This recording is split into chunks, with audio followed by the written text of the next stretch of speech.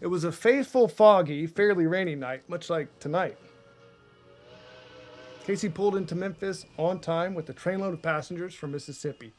Before he could even exit the locomotive to take a well-deserved break, the station master told him to take charge of the return train.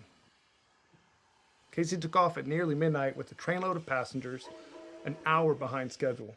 And he got his train up to speed to make up for that time. Yes, he did. And how fast do you think he was pushing that train to make up an hour that night? I'd wager he was doing at least 90 miles per hour. Exactly right.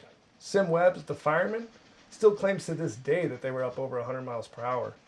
Casey was taking that train to its limit that night, driving it around bends in the fog and the rain. He made up his minutes and seconds where he could. And he either missed or didn't see the flag telling him to pull into the siding.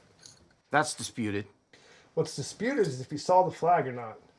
All the same, if Casey was going the regulated speed limit, he very well may have seen that signal pulling him to the siding. But he would have been late otherwise. Well, he certainly was late regardless, wasn't he? Well, that's true. The train never made it. Because, as is the nature with the rails, there was a train on the line.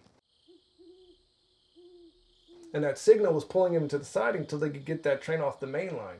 What was the issue with that train? The ballad doesn't talk about that. Yeah, a broken air hose or something like that.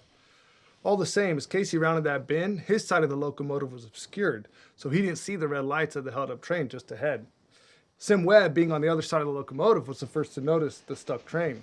He alerted Casey. Casey put the throttle in reverse and activated the brakes, but at over 100 miles an hour, there's no stopping that train.